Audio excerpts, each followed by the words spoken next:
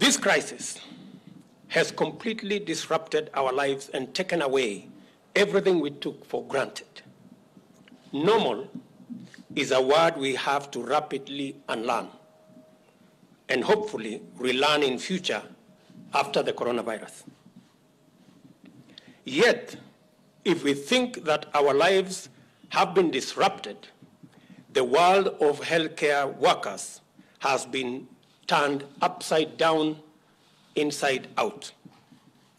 More than anyone else, this crisis demands that frontline health workers give not just their best, but that they give their all continuously. They have to be away from their families so that we may be with ours. They have to come into close contact with the infected persons so that we may remain safe. While all of us are soldiers in this great army against COVID-19, our generals, crack units, elite fighters at the front line are our healthcare professionals. To ensure that our community health workers, nurses, clinical officers, paramedics, laboratory technicians, pharmacists, and doctors perform their duties without them being compromised, personal protective gear is being made available and in adequate quantities to ensure sustained supply of these personal protective equipments. Local manufacturing capacity has been identified and contracted. To assist our healthcare workers who have demonstrated inspiring selflessness and diligence under extreme, stressful, and challenging conditions, let us rigorously observe the protocols set out by the Ministry of Health so as not to overburden them with unnecessary and avoidable incidences of infection. Let us also remember them and their families in our daily prayers and in every other way that we can. As His Excellency the President directed, our Treasury team is working with the legislature to realign our budget to make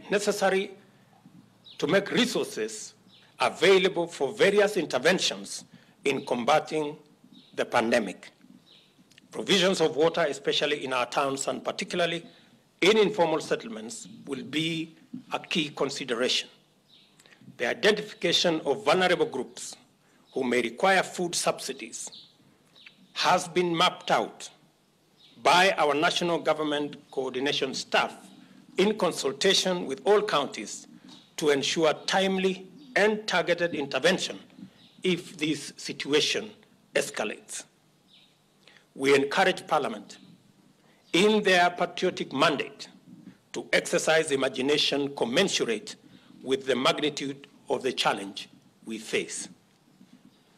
As government makes efforts to mitigate the suffering of the people through a raft of measures already announced, I wish to appeal to the private sector to be compassionate, understanding, and forbearing with our people, and particularly to employers to make necessary adjustments on non-core expenses to safeguard jobs and to endeavor not to lay off staff.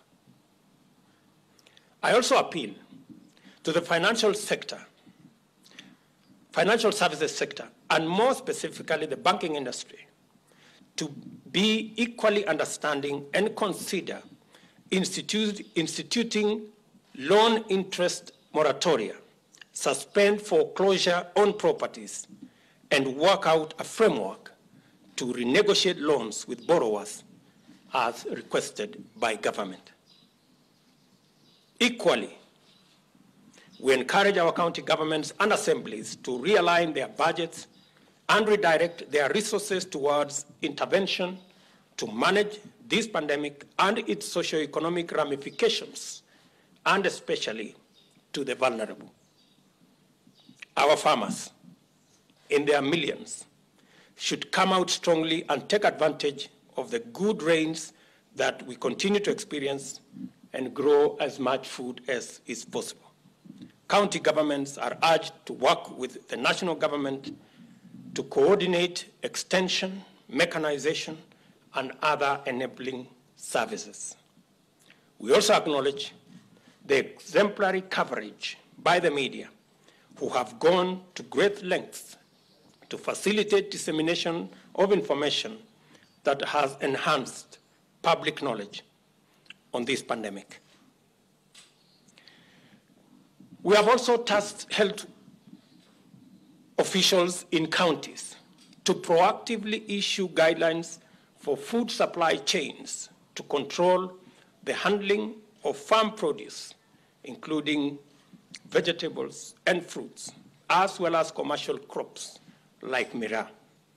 The continued supply of fresh produce and food in its entirety is important for our collective health. Finally,